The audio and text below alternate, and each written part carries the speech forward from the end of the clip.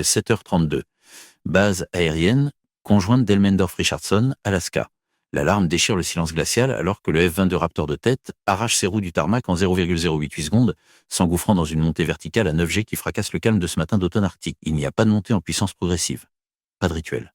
Pas de marge de manœuvre. À 400 mètres au-dessus des eaux noires du détroit de Bering, 2 bombardiers stratégiques, Tupolev Tu-95 BRH et une paire de chasseurs lourds, Sukhoi Su-35 flanqueurs sont déjà en train de franchir la ligne de l'Alaska Air Defense Identification Zone. Ces appareils ne sont pas là pour impressionner. Ce sont des plateformes de lancement pour les missiles de croisière. Roussant, des armes furtives à longue portée conçues pour voler au ras du sol et frapper au cœur du continent américain.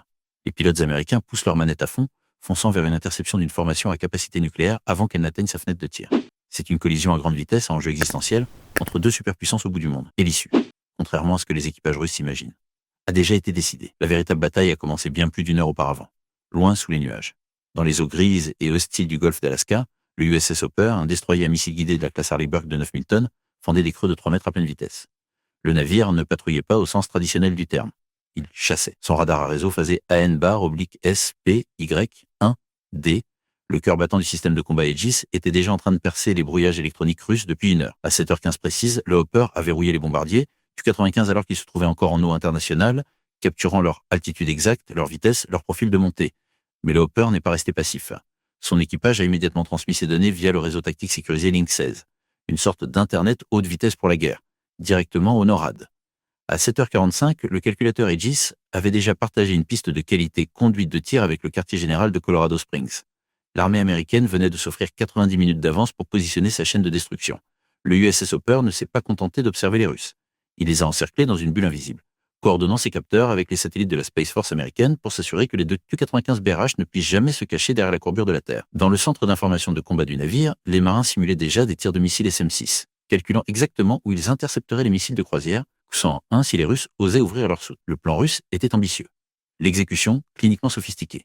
2 bombardiers stratégiques, porteurs de charges nucléaires, escortés par 2 des meilleurs chasseurs de supériorité aérienne au monde, en formation de pénétration serrée, cherchant à tester les limites de la défense nord-américaine sur son flanc le plus vulnérable, l'Arctique. Moscou avait calculé froidement que l'isolement géographique de l'Alaska, la météo brutale et la densité réduite des actifs américains dans la région créaient une fenêtre d'opportunité. Les Su-35 flanqueurs, eux, escortaient non seulement les bombardiers, mais portaient leur propre suite de guerre électronique IRBISE pour aveugler les radars adverses. Les BRH, eux, transportaient jusqu'à 8 missiles, 100 à chacun des armes, avec une portée de 5500 km, une précision de moins de 10 mètres, et une capacité de vol en terrain masqué à moins de 50 mètres du sol. Si la salve partait, les défenses côtières américaines auraient moins de 12 minutes pour réagir. Réfléchissez-y. 2 bombardiers stratégiques à capacité nucléaire, des missiles furtifs à longue portée, et une escorte de chasseurs parmi les plus redoutables du monde. Si vous étiez officier tactique à bord du USS Hopper ce matin-là, pensez-vous vraiment que cette situation pouvait être tenue sous contrôle? Commentez oui ou non ci-dessous et continuez à lire. À 9h00, l'espace aérien au-dessus du détroit de Bering était devenu un échiquier tactique en 3 dimensions. Un I-300 Triawise découpait le ciel à 9000 mètres, son dôme radar rotatif à N-APIB-2 agissant comme une torche géante dans l'obscurité. Mais la WES ne se contentait pas d'observer. Il dirigeait activement les F-22 Raptors dans un mouvement de tenaille furtif en temps réel, avec une précision chirurgicale. Les Tu-95 BRH étaient bruyants. Leur moteur turbopropulseur Kuznetsov NK-12 générait une signature acoustique si massive que les réseaux d'écoute sous-marine SO-12 de la marine américaine pouvaient les détecter à travers les eaux. Mais les Su-35 flanqueurs, eux, tentaient d'être intelligents. Leur radar passif IRBISE, en mode passif, cherchait à détecter les chasseurs américains sans s'exposer. Les F-22 ont répondu par le silence électronique total. À 9h12, le pilote du Raptor de tête a exécuté un splitz brutal, plongeant depuis la direction du soleil pour rester dans les angles morts des chasseurs russes. Il n'utilisait pas encore son propre radar. Il recevait un flux de données en direct depuis la WEX et le USS Hopper, directement injecté dans son système de visée monté sur casque. Les F-22 utilisaient leur radar AESAN/A-PG-77 en mode à faible probabilité d'interception, sautant de fréquence en fréquence si rapidement que les capteurs russes ne voyaient qu'un bruit de fond statique. Les pilotes russes scrutaient l'horizon à la recherche d'une cible qui n'existait pas encore à leurs yeux, inconscients que les Raptors étaient déjà positionnés à leurs 6 heures, le secteur le plus dangereux de l'espace aérien. À 9h15, les pilotes américains ont armé leur système. Ils avaient un verrouillage numérique sur les 4 appareils russes simultanément. La suite de guerre électronique AME/ALR-94 du F-22 était déjà en train d'emprunter les jets russes, cataloguant leur fréquence radar pour une exploitation ultérieure. Les Russes s'avançaient dans un piège où chacun de leurs mouvements était contré par un système de systèmes qu'ils ne pouvaient pas voir. La première révélation pour les pilotes russes est survenue à 9h20, sans le moindre avertissement sur leur suite de guerre électronique. 2 F-22 ont soudainement été visibles sur les ailes des bombardiers. Les jets américains ne s'étaient pas approchés. Ils avaient utilisé leur furtivité pour se téléporter dans la vision directe des Russes. Les Raptors ont exécuté une manœuvre lente à grand angle d'attaque, utilisant leur moteur à vecteur de poussée pour se maintenir effortless aux côtés des turbopropulseurs. C'était un message psychologique transmis à la fréquence d'interception internationale. Nous sommes là depuis 20 minutes. Et vous ne nous avez jamais vus. Chaque F-22 était armé pour un combat qu'il savait gagner d'avance. Chaque Raptor transportait 6 missiles A, I, M1, 1, 2, 0, D, Amram cachés dans ses soutes internes pour préserver son profil furtif. Ces missiles ont une portée supérieure à 160 km et leur propre chercheur radar actif. En complément, 2 missiles A, I, M9X Sidewinder à guidage thermique. Des armes à tir hors axe permettant au pilote d'abattre un jet ennemi rien qu'en le regardant à travers la visière de son casque, même si son propre appareil pointe dans une direction opposée. À 9h35, les Su-35 russes ont tenté de devenir agressifs, braquant leur nez vers les Américains pour tester leur réaction. Les pilotes des Raptors n'ont pas bronché. Ils ont utilisé la supériorité manœuvrière du F-22 pour se maintenir constamment en position de 6 heures sur les chasseurs russes, la zone de mort par excellence en combat aérien. Les Su-35 avaient beau avoir des moteurs Saturna, L4, 1F, 1S, avec vectorisation de poussée tridimensionnelle, leurs réservoirs externes supplémentaires et leurs missiles R-77 en configuration externe ruinaient leur aérodynamisme. Le F-22, avec ses armes rangées à l'intérieur, était aussi tranchant qu'un scalpel. Les pilotes américains restaient calmes, leur communication passant par le système radio M-SJRTS sécurisé. C'était la satisfaction de l'efficacité absolue. Regarder une formation russe à 300 millions de dollars se retrouver enfermée dans une cage tactique par 2 pilotes qui n'avaient même pas transpiré. Pendant que le drame RR se déroulait, la marine américaine fournissait une couverture massive depuis la surface. À 9h45, le USS Hopper et le USS Kidd avaient leur système de lancement vertical Mark 41 en état de préparation maximale. Chaque destroyer, un chef-d'œuvre de défense multimilieu à 1,8 milliard de dollars, était prêt à tirer des missiles SM-6 si les bombardiers russes avaient osé ouvrir leur soute. Le SM-6, un intercepteur à 4,3 millions de dollars, peut détruire aussi bien un missile de croisière rasant qu'un missile balistique en phase terminale. Et grâce à la capacité d'engagement coopératif du système Aegis, le Hopper pouvait tirer son SM-6 sur la base des données radar de l'AWACS, interceptant le missile russe bien avant que le radar du destroyer puisse lui-même le voir derrière l'horizon. La marine sécurisait également le domaine sous-marin. À 9h50, un P-8 à Poséidon en patrouille maritime circulait à 80 km de là. Il avait largué un réseau de bouées sonars SSQ 5-3G pour s'assurer qu'aucun sous-marin russe de classe Boré n'essayait d'utiliser l'interception aérienne comme diversion. Le Poséidon, armé de torpilles légères Mark 54 et équipé du radar APS-154, scannait la surface à la recherche de périscopes. Les Russes ne faisaient pas face à 2 jets. Ils faisaient face à un mur d'acier entrelacé qui s'étendait du fond des océans à la stratosphère. La coordination était si serrée que le P-8A partageait ses données acoustiques avec le USS Hopper, qui les retransmettait en temps réel au F-22. C'est la définition de la puissance invincible. À 10h15, l'endurance américaine était mise en scène. Un KC-1, 3, 5 stratotanker rencontrait les F-22 au-dessus de la mer de Beaufort pour un ravitaillement en vol. Les Raptors pouvaient rester en l'air aussi longtemps que leurs pilotes pouvaient rester éveillés.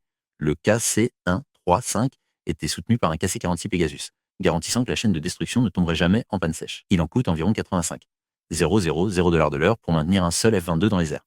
Mais le retour sur investissement était limpide pour environ 2,5 millions de dollars investis dans cette opération complète. Les forces armées américaines venaient de neutraliser une menace stratégique pesant sur l'ensemble du continent nord-américain. Réfléchissez à l'économie de la puissance. Pour le prix d'un petit immeuble de bureau, les États-Unis venaient de démontrer que la flotte de bombardiers stratégiques russes était effectivement obsolète dans un environnement contesté. Ils avaient protégé les oléoducs de l'Alaska, le port d'Anchorage et les voies maritimes qui transportent des milliards de dollars de commerce chaque année.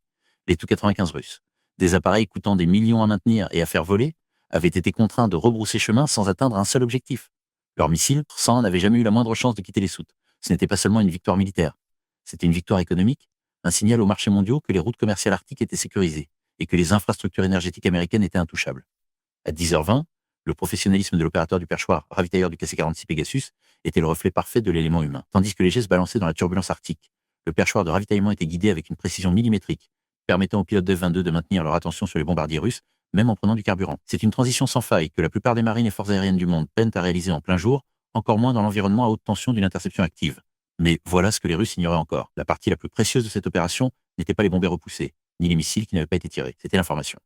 Chaque seconde que les Su-35 avaient passé à activer leur système, à transmettre, à manœuvrer, chaque fréquence émise, chaque impulsion radar, chaque échange radio, avait été catalogué, numérisé et archivé.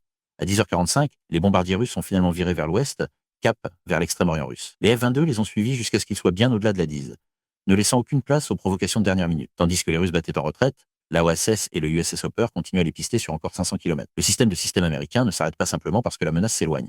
Il continue de collecter. Le USS Hopper avait utilisé sa suite de guerre électronique à N/S LQ 3, 2V6 pour cataloguer précisément les signatures radar et les fréquences radio employées par les Su-35. Ces données sont le véritable gain de l'opération. On appelle cela l'empreinte électronique.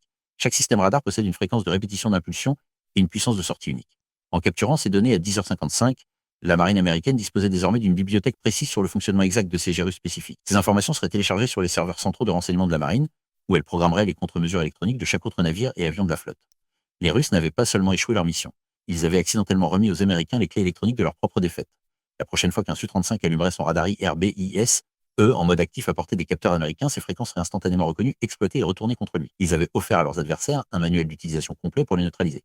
À 11h30, les F-22 étaient de retour sur le tarmac d'Elmendorf-Richardson. La mission était terminée. Mais le traitement des données ne faisait que commencer. Les leçons de cette rencontre étaient limpides. L'Arctique est un espace de bataille connecté où la vitesse de l'information est le facteur déterminant. La marine américaine et le NORAD avaient prouvé que la porte nord était verrouillée à double tour.